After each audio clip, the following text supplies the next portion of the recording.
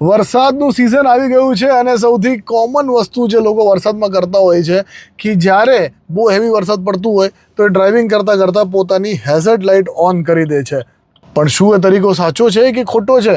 આવો સમજીએ. હવે જો ભાઈ લીગલી હું વાત કરું ને તો મોટર વ્હીકલ એક્ટ સેક્શન 177 આપણને એવું બતાવે છે કે હેઝર્ડ લાઇટ જે છે એ અત્યારની કન્ડિશન એટલે કે ગાડી જે સ્ટેશનરી હોય, તમારી ગાડી ખરાબ થઈ ગઈ હોય ત્યારે તમે હેઝર્ડ લાઇટને ચાલુ કરી શકો છો. પણ મૂવિંગ વ્હીકલ એટલે કે ચાલતી ગાડીમાં તમે હેઝર્ડ લાઇટ ચાલુ ના કરી શકો, એ ઇલીગલ છે યા પોલીસ તમને એના માટે ચલણ કરી શકે છે.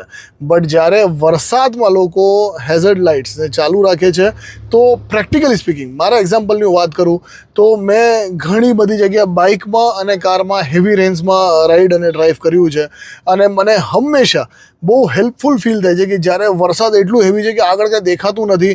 અગર કારમાં છું તો વાઇપરે બધું ધીમું પડી જાય છે એટલે વાઇપરના સ્પીડ કરતાં વધારે સ્પીડથી વરસાદ આવે છે. તો એવા કેસમાં મને આગળવાળી ગાડીનું જે હેઝર્ડ લાઇટ છે એ કોઈ ચાલુ કરી દે તો મને બહુ હેલ્પ થઈ છે. તો હવે આમાં પાછા બે સ્કૂલ ઓફ થોટ છે કે ભાઈ એક વસ્તુ લીગલ છે, ઇલીગલ છે, અને એક વસ્તુ પ્રેક્ટિકલી ઘણી હેલ્પફુલ છે. તમારું શું માનવું છે? કોમેન્ટ કરીને બતાવવાનું નહીં ચૂકતા.